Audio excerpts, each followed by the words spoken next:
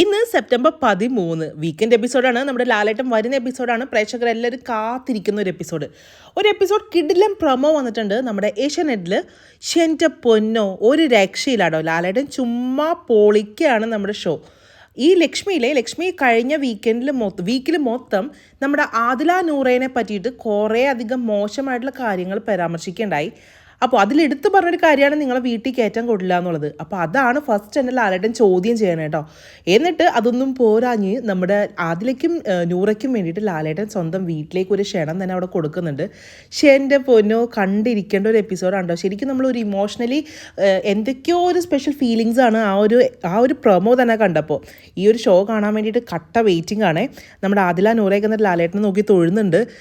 ലക്ഷ്മി ശരിക്കും ഭയങ്കര മോശപ്പെട്ട ഒരു ഗെയിമാണ് ലക്ഷ്മി ഈ ഒരു വീക്കിൽ കളിച്ചുകൊണ്ടിരുന്നത്. അത് തന്നെയാണ് ലാലേട്ടൻ എടുത്ത് തന്നെ പറഞ്ഞുകൊണ്ടിരിക്കുന്നത്. അപ്പോൾ ലക്ഷ്മി പറയുന്നുണ്ട് അത് എൻ്റെ ഒരു അഭിപ്രായമാണ് പറഞ്ഞത്. അപ്പോൾ പറയുന്നുണ്ട് ഇതൊന്നും ഇവിടെ കാണിക്കേണ്ട കാര്യമല്ല, നിങ്ങൾക്ക് വേണമെങ്കിൽ ഇറങ്ങി പോവാം എന്നുള്ള രീതിയിലാണ് ലാലേട്ടൻ ദേഷ്യപ്പെട്ടെന്ന് സംസാരിക്കുന്നത്. അതേപോലെ തന്നെ മസ്താനിക്കും നല്ല ഡോസ് കൊടുക്കുന്നുണ്ട് കേട്ടോ. നമ്മളെപ്പോഴും കാണാറുള്ളതാണ്, ഈ പ്രൊമോയിൽ കാണിക്കുന്ന ഒന്നും തന്നെ നമ്മുടെ എപ്പിസോഡിൽ വരാറില്ല. പക്ഷേ എനിക്ക് ഈ ഒരു പ്രൊമോ കണ്ടിട്ട് ലക്ഷ്മിക്ക് നല്ല രീതിക്ക് തന്നെ ഫയർ കിട്ടുന്നുണ്ട് കേട്ടോ.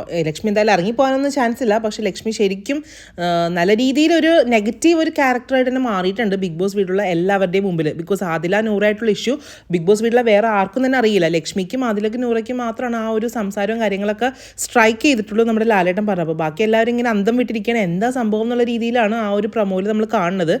പക്ഷേ ലക്ഷ്മിക്ക് കാര്യം മനസ്സിലായി. ലക്ഷ്മി പറഞ്ഞ ശരിക്കും ഭയങ്കര മോശമായിട്ടുള്ള കാര്യം തന്നെ കേട്ടോ. സ്വന്തം വീട്ടുകാർ പോലും അവർ ഇതുവരെ അംഗീകരിച്ചിട്ടില്ല. അങ്ങനെയുള്ള ആ ഒരു മൊമെൻറ്റിലാണ് നമ്മുടെ ലാലേട്ടൻ അവർ അംഗീകരിച്ച് അവർക്ക് വീട്ടിലേക്ക് ഒരു ക്ഷണം തന്നെ കൊടുത്തിരിക്കുന്നത്. ശരിക്കും ഹാറ്റ്സ് ഓഫ് ടു ലാലേട്ടൻ. അടിപൊളിയൊരു എപ്പിസോഡ് തന്നെ ആയിരിക്കും എന്നാണ് ഞാൻ പ്രതീക്ഷിക്കുന്നത്. പിന്നെ എടുത്തു പറയേണ്ടത് നമ്മുടെ ഒനിയിലായിട്ടുള്ളൊരു ഇഷ്യൂ അതിലും ലക്ഷ്മി തന്നെയാണ് ഇത്രയും വഷളാക്കിയത്. അതിനെയും ലാലേട്ടൻ നല്ല രീതിക്ക് തന്നെ ചോദ്യം ചെയ്യുന്നുണ്ട് കേട്ടോ. ഇന്നത്തെ എപ്പിസോഡ് ലൈവിലൊക്കെ നമ്മൾ കണ്ടതാണ്.